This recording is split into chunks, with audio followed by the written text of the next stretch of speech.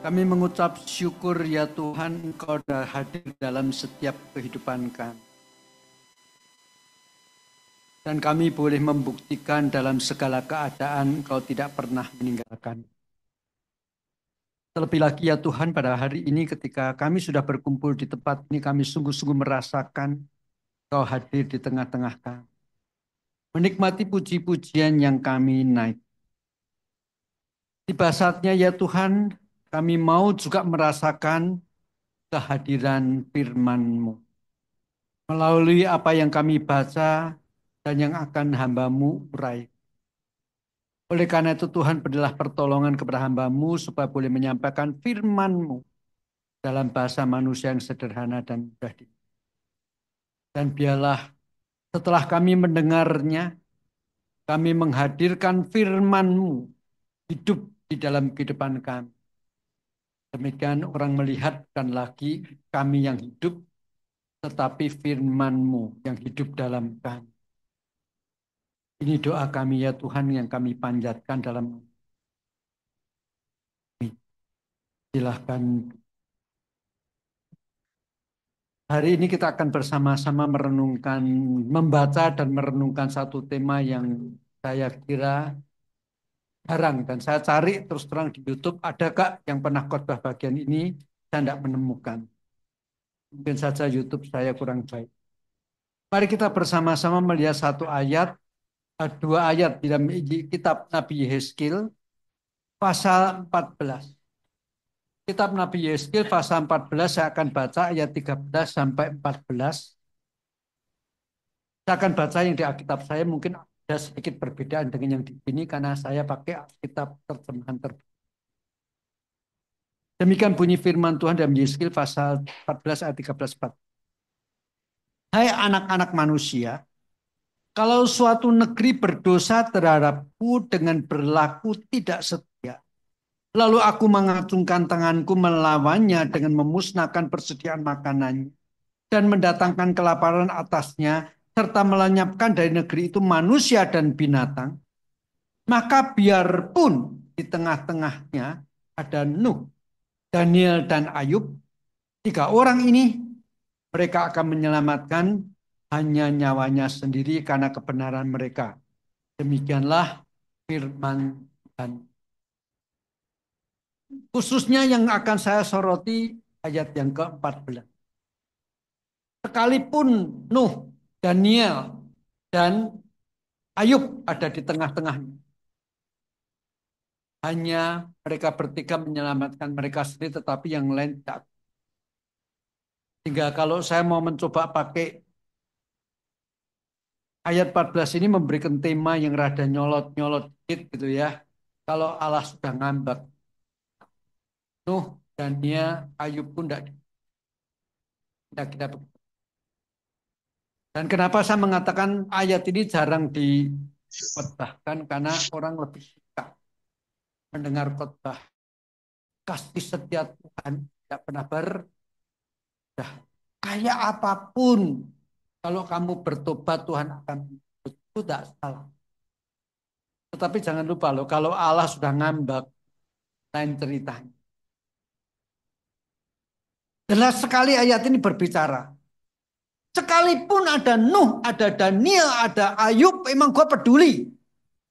Itu menggambarkan betapa, kalau pakai bahasa saya, Allah itu kadang-kadang bisa frustrasi dan depresi melihat dosa-dosa. Saya tidak tahu apakah Allah sudah cukup depresi dengan kota Surabaya. Nah, diakui kesesatan orang Kristen mulai dari Surabaya, bukan dari Jakarta. Jakarta itu ikut-ikutan. Aku terserah itu ukuran itu menurut saya. Silakan saudara yang yang tinggal di kota Surabaya merasa tidak benar. Sebelum di Jakarta muncul Tiberias, sebelum di Jakarta muncul Gilbert Lumoindong, di Surabaya sudah puluhan tahun yang lalu terjadi kan ya. Oke. Maka untuk memahami kenapa sampai nama Nuh, Daniel, dan Ayub disebut oleh Tuhan, kita harus memahami dulu Nabi Yehezkiel ini melayani dalam kondisi yang seperti apa? Karena yang ngomong adalah Nabi Yehezkiel. Mari kita bersama-sama membuka kalau begitu Yehezkiel pasal yang pertama. Ayat yang pertama sampai dengan ayat yang ketiga demikian bunyi firman. Pada tahun ke-30 di bulan keempat tanggal 5 bulan itu ketika aku bersama para buangan berada di tepi sungai Kibar. Terbukalah langit dan aku melihat penglihatan-penglihatan tentang Allah. Pada tanggal 5 bulan itu, pada tahun kelima sesudah Raja Yoyakim dibuang, datanglah firman Tuhan kepada Imam Yehezkiel, anak Busi, di negeri orang Kasdim di tepi sungai Kebar, dan di sana kuasa Tuhan meliputi. Jadi Yehezkiel ini adalah salah seorang imam yang kemudian juga mendapatkan penglihatan dari Tuhan yang ikut tertawan pada waktu kerajaan Babel menyerang ke Yerusalem. Dia ikut tertawan. Tapi ketika kemudian di ayat 14 dia mengatakan kalimat tadi, itu Yerusalem belum dihancur. Karena di dalam catatan sejarah, paling tidak Raja Nebukadnezar itu menyerang Yerusalem sampai 3 kali, baru akhirnya yang terakhir di dalam kali yang ketiga itulah Yerusalem betul-betul dikalahkan, bait Allah dijarah, perabot-perabotnya diangkut ke, ini kali pertama.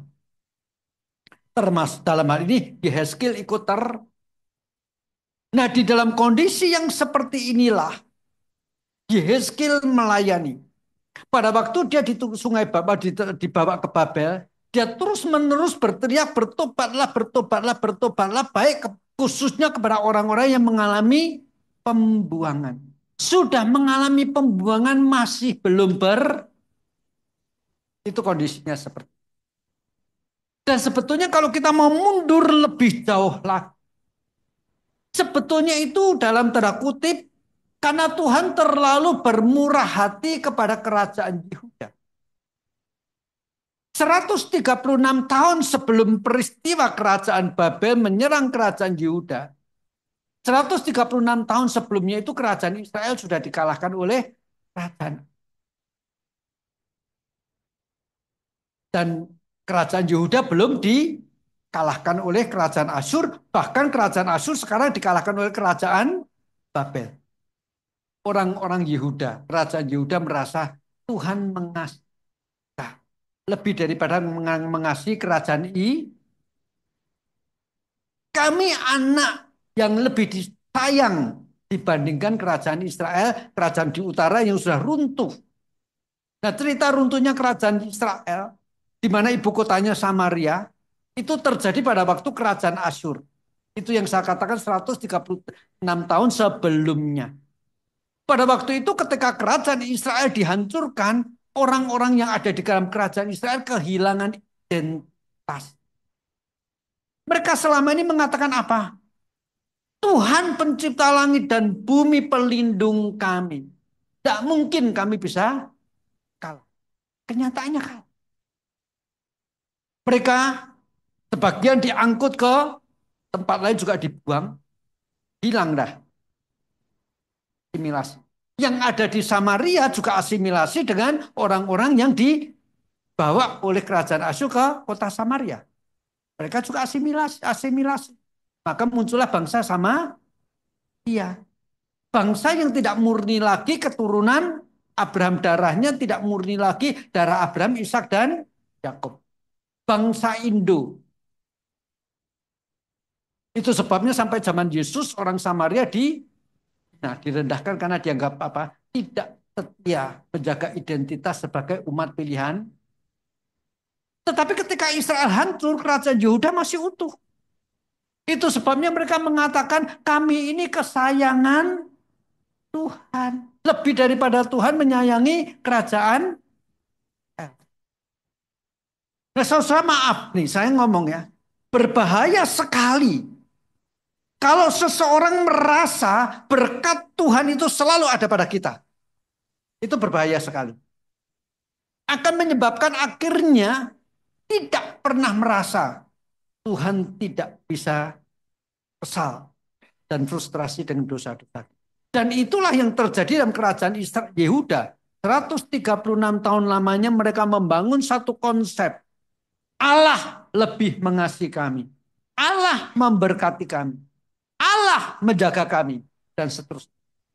Maka di dalam konteks seperti ini, mari kita lihat apa yang dikatakan oleh Nabi Yeremia. Karena Nabi Yeremia ini melayani sejaman dengan Yehezkiel. Cuman kalau Nabi Yeremia ketika diangkut dia cuma sampai Mesir, lalu dia mati di Mesir karena sakit. Nabi juga bisa sakit. Jangan dipikir kalau Nabi berdoa langsung sembuh.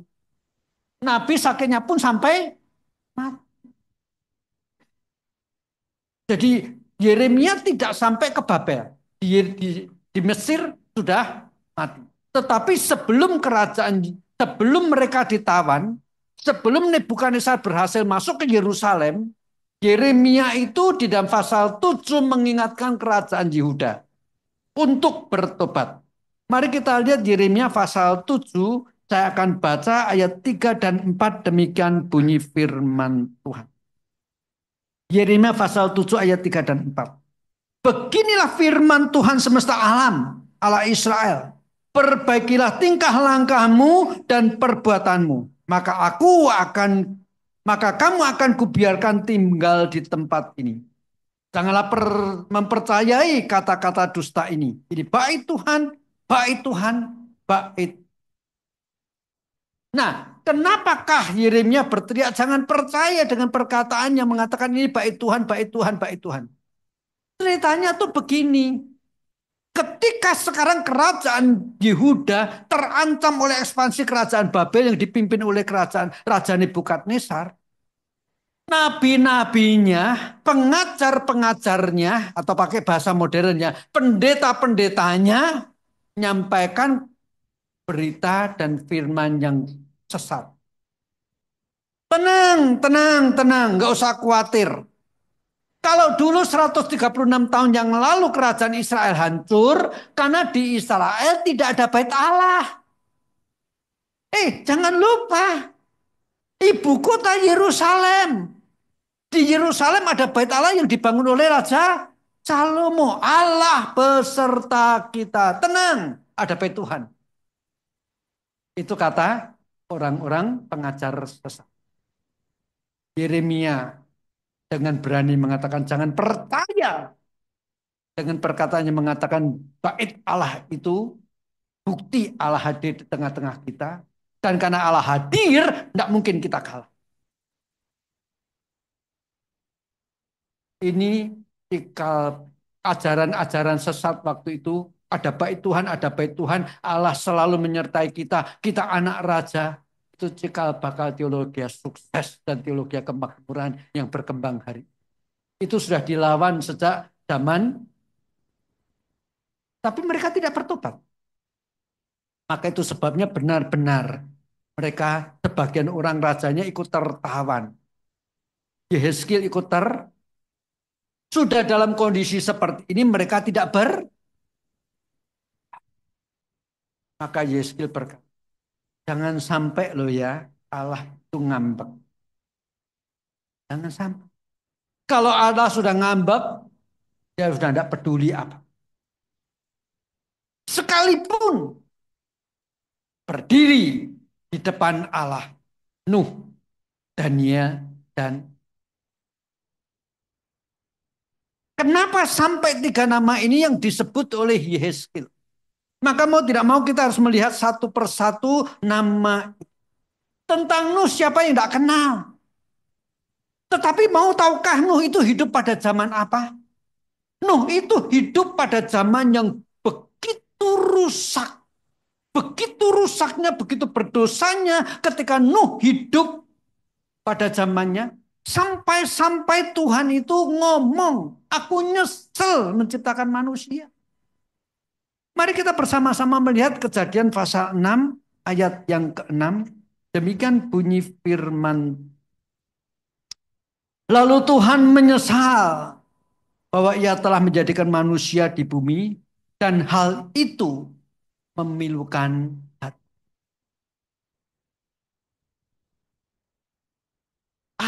sampai nyesal menciptakan manusia dan hal ketika melihat dosa manusia dikatakan memilukan hati.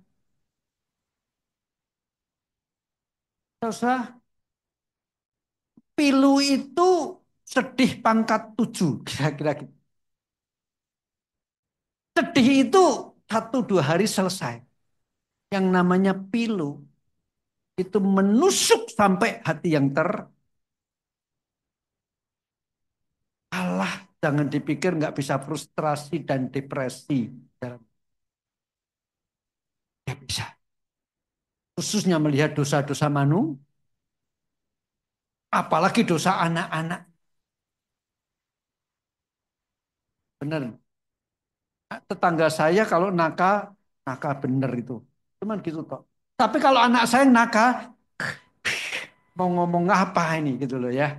Anak sendiri nakalnya lebih nakal daripada anak tetangga. Kalau anak tetangga saya nakal, saya cuma ngomong sama istri saya. Itu om itu ya, nggak bisa didik. Betul? Tetapi kalau anak sendiri yang nakal mau ngomong apa? Mau nyalain saya atau mau menyalain istri saya?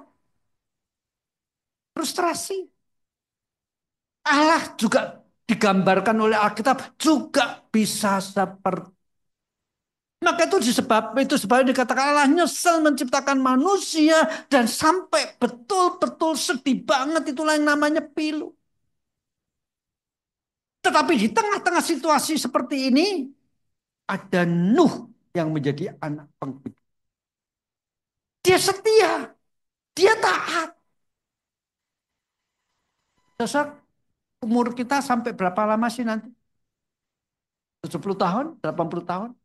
Lalu berapa lama umur kita yang 80 tahun ini menjadi Kristen? Mulai 40 tahun katakanlah begitu. Susah enggak? Sejak engkau 40 tahun menjadi Kristen sampai sekarang untuk taat dan terus bersandar Tuhan susah enggak? Aku gampang atau susah? Saya itu baru 20 tahun. Nuh itu ratusan tahun taat pada zaman yang seperti itu yang dikatakan bahkan Allah sampai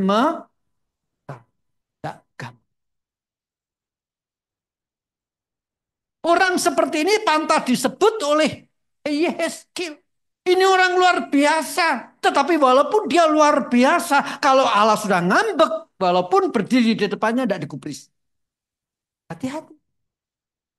Kita cuma sering kali melihat Nuh ini hidup benar di tengah-tengah zaman yang bengkok di dalam ketaatan. Tetapi bagi saya harus selangkah lebih maju. Begitu taatnya. Sampai dia harus mentaati perintah Tuhan yang tidak masuk akal. Bahwa katanya akan ada bah. Air bah yang meneliputi seluruh. Maaf kita karena sudah terjadi sekarang kita percaya. Tetapi waktu belum terjadi. Nuh pun kalau mau jujur. Masa iya sih ada banjir yang sampai seluruh dunia tenggelam? Kalau itu masuk akal. Saya kira bukan cuma Nuh dan keluarganya tok yang masuk bahtera. Pasti juga banyak orang yang tetapi bahwa yang masuk bahtera akhirnya cuma Nuh dan keluarganya tok membuktikan apa yang dikatakan Nuh tidak masuk akal. Maka seluruh dunia tidak percaya waktu itu. Ya dong logikanya begitu kan, gampang kan. Begitu taatnya pada Tuhan. Ya sampai itu yang saya katakan. Mentaati melakukan apa yang tidak masuk. Dan bukan itu tok. Mungkin tidak pernah kita pikir juga. Untuk bangun bahtera segede itu biayanya berapa? Kalau pakai rupiah berapa ratus juta? Atau bahkan sampai berapa miliar? Tidak tahu. Tetapi pasti bukan seharga mobil. Kalau dia punya sertifikat 10 hektar tanah harus. Kalau dia punya simpenan sekian banyak emas harus dicairkan untuk biaya pembangunan bahtera. Yuk kalau mau jujur, beranikah kita tak kepada perintah Tuhan sampai seperti itu. Saya tidak minta untuk diri saya, jangan khawatir. Kalau pendeta-pendeta lain mungkin ngomong, ayo serahkan mobilmu gereja, saya enggak. Tapi mari kita lihat keberanian daripada beranikah kita untuk pekerjaan Tuhan membayar penuh. Tetapi Tuhan ngomong apa? Lewat Nabi Yesaya. Kalaupun Nuh yang begitu rupa hebatnya, karena dosa-dosamu aku tidak gubris permintaan. Saudara nanti silahkan baca Kejadian pasal 5 ya. Saya tidak akan baca tetapi saya akan cuma jelaskan. Di dalam seluruh Kejadian pasal 5 mulai ayat 1 sampai ayat yang terakhir itu silsilah dari Adam dan seterusnya sampai silsilah Nuh. Tetapi setiap orang cuma disebut anaknya satu toh. Adam memperanakan Set.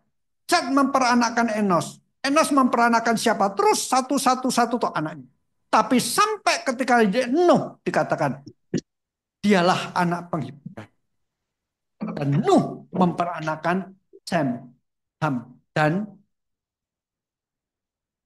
muncul sesuatu yang keluar dari kebiasaan. Cuma disebut satu sampai Nuh disebutkan 3.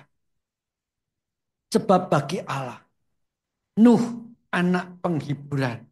Dia punya tanggung jawab besar untuk menghadapi air bah. Dan itu tidak bisa sendiri. Harus didukung oleh 3. Itu sebabnya Adam cuman anaknya banyak tetapi yang disebut namanya cuma 1 Set. Set anaknya banyak yang disebut namanya cuma 1. Nos dan sampai Nuh, Sem, Ham, dan. Tetapi orang ini tidak digubris kalau Allah sudah. Udahlah lu pergi, lu selamat tetapi yang lain sorry enggak. Itu kira-kira kata. Dan sekarang mari kita bersama-sama melihat orang yang kedua yaitu Daniel. Rupanya Daniel kalau kita baca Yeskil pasal 1 ayat 1 sampai 3 tadi.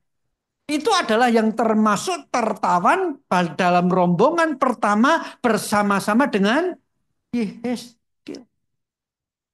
Dan tentang Daniel kita tahu persis lah. Setelah dia ditangkap, bukannya dijadikan budak, dapat beasiswa. Dipersiapkan untuk menjadi pejabat-pejabat. Dia bersama dengan Sadrah, Mesah, dan Abednego. Dan di tengah kondisi menjadi seorang tawanan, tetapi dapat beasiswa. Dikasih makanan-makanan yang enak. Daniel, Sadrah, Mesah, dan Abednego kita tahu persis kan. Pokoknya kami tetap cacai gitu ya. Makan binatang-binatang haram. Itu satu kondisi yang luar biasa di tengah-tengah kesulitan tidak kompromi. Masih ingat tadi saya singgung ketika kerajaan Israel hancur, tidak punya identitas lagi. Merasa Allah meninggalkan mereka. Siapa yang menjaga kami? Maka demi aman lebih baik kompromi. Kawin campur itu paling aman. Ya kan? Muncullah bangsa Samar. Daniel dan kawan-kawannya dalam kondisi sulit mempertahankan kebenaran perintah. Mentaati perintah Tuhan walaupun tertawan. Imannya beda sama kita. Kita sekarang merasa setia, begitu merasa setia tetapi mengalami musibah, langsung kita komplain, Tuhan tidak salah. Aku tuh sudah setia melayani engkau, kok seperti ini yang aku alami. Daniel tidak seperti. Dan yang lebih luar biasa lagi apa? Daniel adalah orang yang sanggup akhirnya menyelamatkan orang-orang bijak seluruh di Babel yang mau dibantai oleh kanan Nebukadnezar ngamuk. Tahu ceritanya bukan? Nebukadnezar mimpi. Lalu dia terbangun oleh mimpinya, tetapi kemudian dia lupa mimpinya apa. Dikumpulinlah semua orang-orang bijak yang ada di Babel. Suruh menafsir mimpinya. Ya, orang-orang bijak ini peramal-peramal, ahli nujum semua ngomong, oke, oke, oke, gampang. Suruh ngeramal mimpi. Tetapi ceritakan dulu dong mimpinya. Celakanya Nebukadnezar ngomong, aku juga lupa mimpinya apa. Disinilah peramal-peramal jadi kaget. Kenapa? Kalau mimpinya diceritakan, sembarang ngomong aja kan selesai. Bener enggak bener itu tafsiran mimpinya kan Nebukadnezar enggak ngerti. Tapi permasalahannya sekarang mimpinya lupa. Jadi ini dalam tanda kutip ya, pinternya Tuhan. Kalau mimpinya Nebukadnezar tidak lupa. Nah, lalu panggil misalnya yang dipanggil saya ya. Itu jelaskan mimpiku gini-gini. Artinya apa? Kita karang-karang aja deh. Betul kan? Gimana Nebukadnezar tahu bahwa karangan saya ini salah atau benar? Tetapi permasalahannya ketika Nebukadnezar ngomong, jelaskan juga mimpiku apa? Ini tidak bisa ngarang. Harus betul-betul cocok dengan mimpinya Nebukadnezar. Menceritakan dulu mimpinya. Ketika tidak bisa namanya juga raja, ngamuk. Semua mau di waktu Aryok sedang mempersiapkan pasukan untuk membantai, Daniel bingung. Apa ini yang terjadi? Dia datang dan tanya. Kenapa tiba-tiba semua orang bijak mau dibantai? Karena gini, gini, gini. Daniel memberanikan diri. Artinya apa? Malamnya dia belum tidak dipanggil. Itu sebabnya dia tanya. Itu nanti baca di kitab Daniel. Lalu Daniel memberanikan diri menghadap Raja Nebukadnezar, minta waktu 3 hari. Nekat. Nyodorkan diri untuk masuk ikut dalam kelompok orang yang tidak sanggup. Kalau sampai Tuhan tidak kasih jawaban dia. Dia berdoa. Tapi Tuhan membuka, menjelaskan mimpinya dia gini, gini, gini. Artinya gini, gini, gini. Dan waktu itu terjadi. Mari sekarang kita lihat apa yang dikatakan oleh Nebukadnezar dalam kitab Nabi dan Daniel pasal yang kedua ayat 46 sampai dengan ayat yang ke-49 demikian bunyi firman. Lalu sujudlah Raja Nebukadnezar dan menyembah Daniel. Ia juga menitahkan untuk mempersembahkan korban dan wangi-wangian kepadanya. Berkatalah Raja kepada Daniel, sesungguhnya Allahmu itu Allah di atas segala ilah dan yang maha berkuasa, yang atas segala raja, dan yang menyingkapkan rahasia-rahasia. Sebab engkau dapat menyingkapkan rahasia itu. Lalu Raja memuliakan Daniel dan mengaruniainya banyak pemberian besar, serta menjadikannya penguasa atas seluruh wilayah Babel, dan kepala semua orang bijak di Babel. Atas permintaan Daniel, Raja menyerahkan pemerintahan wilayah Babel kepada Sadrah, Mesah, dan Abednego, sedangkan Daniel sendiri tinggal di sosok konsep pada waktu itu. Kalau ada satu bangsa berperang dengan bangsa yang lain, maka dewa-dewanya ikut perang. Logikanya yang kalah perang bangsanya adalah dewanya kalah. Waktu itu Babel memenangkan peperangan melawan kerajaan Yehuda. Tapi dari raja yang menang muncul kalimat, Allahmu lebih hebat daripada dewaku. Ini sebetulnya peristiwa Daniel untuk mengingatkan orang-orang Yahudi yang mengalami pembuangan, jangan lupa. Kalau engkau terbuang bukan karena Allah itu tidak hebat melindungi engkau, tetapi karena dosamu. Jangan lupa itu. Tetapi di tengah-tengah Allah sedang menghukum engkau, membuang engkau ke tanah Babel, tangan Tuhan masih tetap memelihara. Daniel dijadikan Perdana Menteri.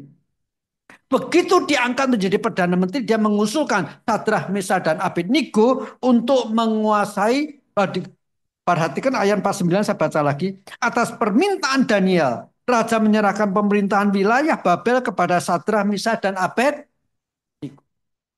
Saya tidak tahu persis Seluruh kekuasaan wilayah Babel itu dibagi menjadi berapa provinsi. Tetapi yang jelas kalaupun ada 30 provinsi, itu dibagi tiga.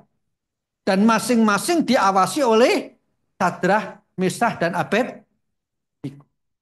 Apa maksudnya? Jikalau bukan tangan Tuhan tetap memelihara orang Yahudi di tengah-tengah pembuang. Kalau kemarin-kemarin saya sebagai orang Babel misalnya. Oh, kamu buangan kan? Kamu orang Yahudi kan? Sini, anakmu yang cantik. Aku ambil. Kamu kok udah punya istri, pokoknya aku mau. Tidak bisa apa. Dengan menangis. Saya harus menyerahkan perempuan saya. Kan? Orang itu harus menangis menyerahkan anak perempuan itu kepada saya. Betul kan? Begitu sekarang Daniel menjadi Perdana Menteri. Sadrah, Mesah, dan Abednego orang Yahudi. Menjadi pemimpin yang paling berkuasa setelah raja. Orang-orang yang pernah merugikan orang Yahudi semua ketakutan. Datang. Memberikan ganti rugi dan lain sebagainya. Tidak berani lagi membuli seenak sendiri. Itu bukti di tengah-tengah Allah menghukum. Masih ada kasih tetapi celakanya mereka tidak berbat. Itu sebabnya Tuhan saking jengkelnya sudah dijaga seperti ini walaupun dihukum kok tetap tidak bertobat. Itu yang saya katakan. Terlalu berbahaya.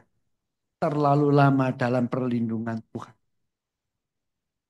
Jadi kayak anak yang percaya ada. Bagaimanapun papa tetap akan kan. Bagaimanapun marahnya mama tetap aku anaknya. Itu kan sikap anak kurang ajar kan begitu. Kita bisa menjadi anak kurang ajar di hadapan Tuhan. Dan jangan lupa loh Allah bisa ngambek loh. Sekalipun Daniel yang pernah menyelamatkan sekian banyak orang bijak. Sekalipun Daniel yang sudah aku pakai memelihara engkau dalam pembuangan. Sekarang berdiri di hadapanku karena engkau tidak bertobat. Aku tidak peduli. Sasa tentang Daniel ini ada satu peristiwa lagi yang ajaib bukan? Apa itu? Yang ada di lagu anak sekolah minggu. Daniel di lubang singa. Saya tidak sebut bagian sebab apa. Inilah saya mau ngajarin sekaligus ya. Baca Alkitab hati-hati. Memang betul Daniel pernah dibuang ke lubang singa, tetapi singanya jadi sedang ternyata lagi puasa. Tetapi ketika peristiwa ini terjadi, ketika nama Daniel disebut di dalam Yeskil pasal 14, Daniel belum ditemplungkan ke basi. Karena ini masih zamannya Nebukadnezar. Itu nanti pada zamannya Raja Darius. Jadi baca Alkitab pun harus mengingat kronologinya. Jadi kalau saya hari ini di dalam khotbah ini mengatakan Daniel ketika berdoa tidak digigit oleh singa, maka walaupun Daniel berdoa untuk orang Yahudi Tuhan tidak gubris, itu saya salah khotbah. Karena peristiwa ini belum ini pentingnya belajar Alkitab, pendalaman urutan waktunya pun diperhatikan, bukan cuma comot-comot ayat, asal ada ayat ini langsung dikuplik. Kelihatannya hebat kalau saya ngomong Daniel yang berdoa, singa pun ditutup mulutnya. Tetapi kalau Tuhan sudah ngambek, Daniel berdoa juga tidak digubris Tuhan. Pakai kalimat dan doa singa, itu saya keliru berkhotbah. Walaupun beritanya benar.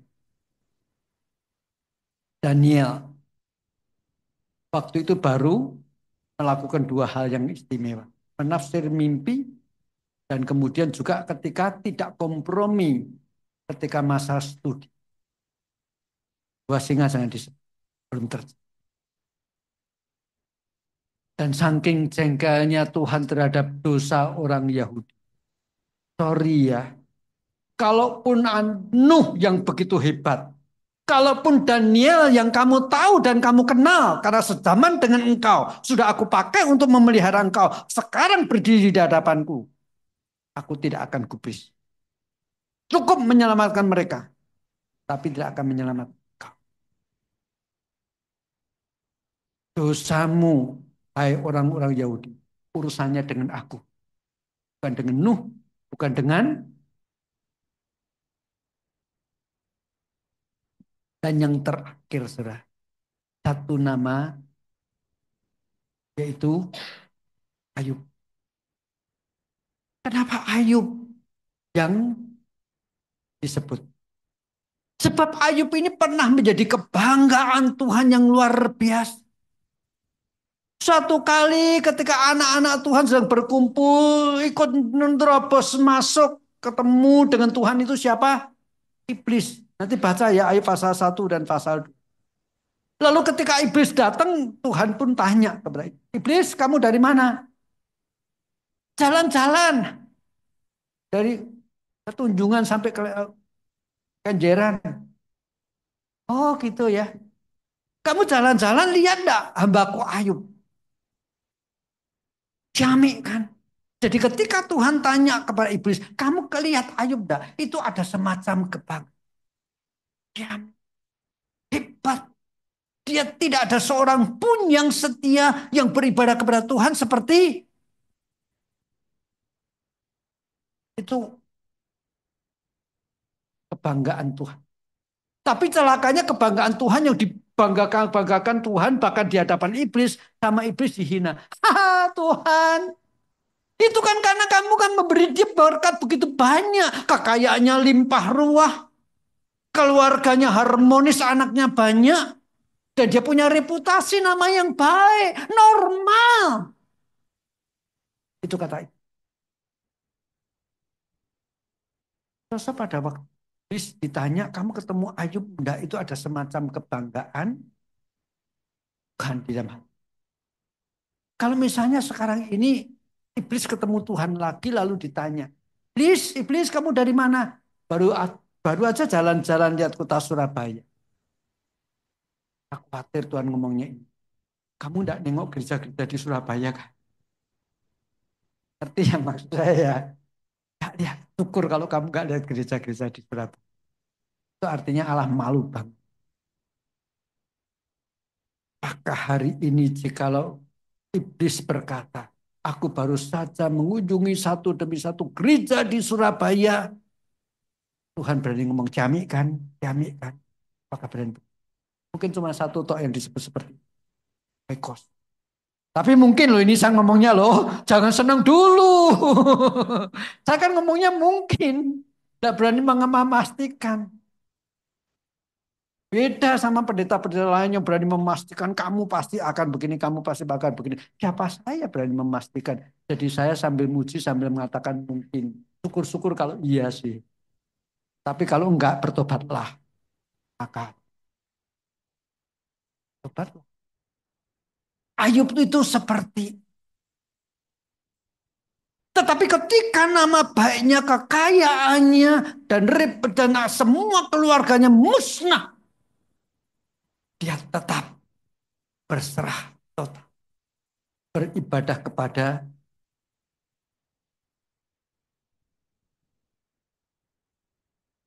kalaupun ada Ayub yang kubangga. Yang dalam kondisi begitu rupa masih tetap setia. Berdoa untukmu. Sorry. Hati-hati saudara. Tuhan kasih penuh setia. Panjang sabar dalam hal menantikan kita bertobat. Tetapi tetap ada batas. Itu sebabnya kalau kita melihat bagaimana Ayub yang begitu luar biasa, itu dikatakan kita mendapatkan catatan tentang apa yang terjadi pada Ayub. Kita melihat Ayub pasal yang dalam Ayub pasal yang kedua. Ketika Ayub kehilangan semuanya, bahkan kemudian dia juga terkena penyakit yang begitu menyiksa. Di dalam Ayub pasal 2, istrinya di dalam ayat 9 berkata demikian. Istrinya berkata kepadanya, masihkah engkau bertekun dalam kesalehanmu? Kutukilah Allah dan matilah. Tetapi jawab Ayub kepadanya, kau berbicara seperti perempuan bebal. Apakah kita mau menerima yang baik dari Allah? tetapi tidak mau menerima yang buruk. Dalam semuanya itu, Ayub tidak berbuat dosa dengan bibirnya. Nah, sosok Ayub berkata, kamu jangan sembarang ngomong kayak orang bebal. Kenapa dalam kondisi yang sudah begitu kehilangan segala-galanya, Allah Ayub tetap setia beribadah kepada. Ayo kita pikir apakah kita punya kualitas ibadah, kualitas iman kepada Allah seperti Ayub. Dan Ayub berkata satu kali, masakan kita hanya mau menerima yang baik saja dan tidak mau menerima yang buruk dari. Maaf, maaf, maaf. Ayub itu belum punya Alkitab waktu dia hidup. Dia hidup sezaman dengan Abraham. Alkitab yang paling tua yang ditulis oleh Musa Kejadian itu ditulis sekitar 1500 tahun sebelum Masehi. Jadi Ayub itu belum pegang Alkitab seperti kita. Maka dalam hal ini Ayub itu kondisi dia waktu itu ngomong apakah kita harus cuman mau menerima yang baik dan tidak mau menerima yang buruk dari Tuhan. Itu kalimat Ayub. Tidak salah untuk Ayub zaman itu. Tetapi untuk kita yang sekarang sudah punya Alkitab harus mengatakan Allah tidak pernah memberikan yang buruk. Satu ayat saya kutip. Roma pasal 8 ayat 2. Dan Ayub tidak salah ngomong karena apa? Dia tidak punya rumah. Roma 8 ayat 28 ngomongnya apa? Allah turut bekerja dalam segala sesuatu untuk mendatangkan kebaikan. Dalam segala hal apapun yang terjadi itu artinya Allah tujuannya mendatangkan kebaikan. Waktu Ayub ngomong gini dia belum menjalani prosesnya. Tetapi akhirnya dia harus mengakui Allah turut bekerja dalam segala sesuatu untuk mendatangkan kebaikan. Maka dalam kalimat ini kata buruknya itu Ayub masih salah. Tapi dikoreksi oleh dia pada pasal 42. Dulu aku hanya mendengar tentang Allah dari kata orang. Tetapi sekarang mataku menengadah, melihat, menatap wajah. Itu kebaikan. Hati-hati sekali lagi ini prinsip membaca. Bagian ini kata buruknya tidak benar.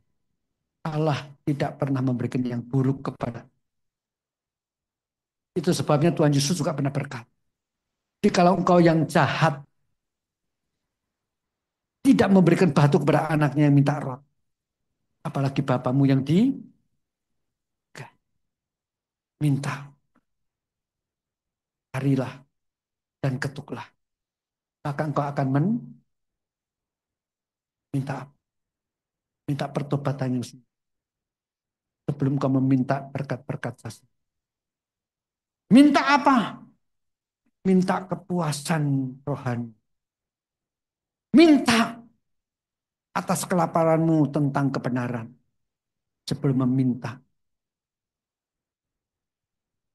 makanan dan sebab hidup lebih penting daripada tubuh lebih penting daripada kaya. Itu sebabnya cari dahulu kerajaan dan kebenaran. Maka yang lain akan ditambahkan kepada. Amin. Kalau sudah amin, mari kita berdoa. Boleh sebentar Pak. Ayat ini, karena ini pertanyaan dari beberapa orang mengenai Ayub 2 ayat 10. Kita sekarang baru ngerti bahwa tetapi tidak menerima yang buruk. Karena memang waktu itu belum ada ya, dia tidak. Tetapi begini, yang seringkali dikatakan orang, Ayub ini kan luar biasa. Penderitaan pergumulannya. Anaknya mati, harta bendanya habis, dia sendiri sakit. Nah, itu ada pertanyaan gini, hal mana yang bisa dilihat sebagai Roma 8:28 tadi? kebaikan apa wong mati semua anaknya dan lain sebagainya itu Pak. Itu yang tadi saya katakan. Mengenal Allah lebih jelas. Itu lebih berharga daripada apapun.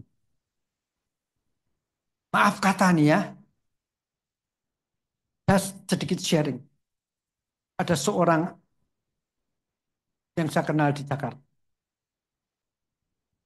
Dia ini cuman mengirim anaknya, diizinkan anaknya ke sekolah minggu. Tetapi dia sendiri karena keturunan Tionghoa dari Medan. Ya, tradisi, agama tradisi. Ya anakku ke sekolah minggu oke lah. Karena dia sekolah di sekolah. Tapi anaknya ini pengen papahnya percaya Tuhan. Nah suatu kali dia kegiatan sekolah minggu. Anak-anak ini disuruh bikin selipan Alkitab tuh ya. Lalu suruh nulis apa yang menjadi doamu. Anak ini, anak perempuan ini, waktu itu masih umur 6 tahun. Dia nulis, aku pengen papaku percaya Tuhan. Singkat cerita anak ini sakit kanker. Makin lama makin parah dan meninggal. Ayahnya dekat. Tapi waktu dia membuka kitab anak yang sudah meninggal. Melihat selipan kitab. Di mana ada doa. Pengen papaku jadi. Dia menangis. Melihat tulis. Dan dia mencoba pergi ke gereja dan akhirnya percaya. Anaknya mati. Tapi dia percaya Tuhan. Worth it. Worth it enggak? Jangan melihat secara. Ini kisah sungguh-sungguh. Saya ditunjukin itu selipan Alkitab. Itu sedih. Tetapi Tuhan mengambil anakmu ke sambil mempertobatkan kau. Ini lebih berharga. Nanti kamu ketemu anakmu lagi. Tidak ada yang lebih penting daripada ketemu Tuhan lebih dalam. Itu sebabnya kalau saya kutip balik tadi Injil Matius pasal 6 ayat 33. Carilah dahulu kerajaan Allah dan kebenarannya. Baru yang lain ditambahkan. Itu kan konteksnya kekhawatiran kan. Tidak tahukah kamu bahwa tubuh ibu itu lebih penting daripada pakaian, hidup lebih penting daripada makanan. Jangan khawatir, lihat burung di udara, lihat bunga di padang. Konteksnya itu. Lalu ditutup dengan kata tadi. Carilah dahulu kerajaan. Maka kalau saya boleh pakai bahasa saya, menjelaskan atau menguraikan Injil Matius pasal 6:33, kalimatnya tuh lebih baik begini. Kalau kamu mau khawatir, khawatir dulu untuk sesuatu yang lebih kamu penting khawatirkan lebih sebelum kamu mengkhawatirkan tubuh dan hidupmu yang sekarang. Udah selamat belum? Itu maksudnya. Kalau mau khawatir, khawatir pun harus ada urutannya dong. Misalnya begini. Besok saya harus melunasi uang muka anak saya masuk SMP. Tetapi tahun depan saya harus melunasi, ya, kalau mau memperpanjang kontrak rumah saya. Ya, gitu. Yang harus saya khawatirkan dulu yang mana? Ya yang besok harus dilunasi dong. Yang 1 tahun kan masih ya itulah besok lah. Ada prioritas. Kalaupun mau khawatir harus ada prioritas. Bukan tidak boleh khawatir. Khawatir itu salah satu bagian instrumen alat yang Tuhan berikan kepada kita supaya kita juga tidak gegabah dalam hidup. Tetapi khawatir melampaui kekhawatiran orang yang tidak Kristiani itu jadi dosa. Itu sebabnya Tuhan ngomong kalau mau khawatir, khawatirlah lebih dulu untuk yang lebih pantas dan lebih berharga untuk dikhawatirkan. Sudah selamat. Banyak orang tua. Nanti anakku gedenya, studinya gimana? Belum pernah khawatir. Anakku besok gede, cinta Tuhan yang lebih perlu dipati. Itu maksud. Saya percaya. Secara lahiriah betul 10 anaknya mati, kekayaannya hilang. Tetapi mengenal Tuhan lebih jelas. Itu tidak dapat digantikan oleh apapun yang terlalu. Makanya tuh Pandita Johan Chandrawasa salah satu teman saya pernah menulis menemukan di dalam keterhilang. Ayub terhilang sekian banyak, tetapi menemukan yang lebih berkah. Koh Amin itu yang orang yang saya ceritakan. Kehilangan anak perempuannya ketika masih sangat kecil, ketika lagi lucu-lucu. Sedih. Tapi mendapatkan keselamatan kekal dalam Kristus.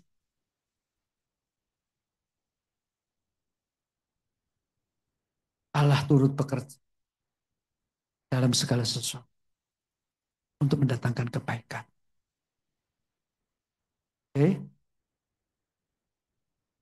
mari kita berdoa.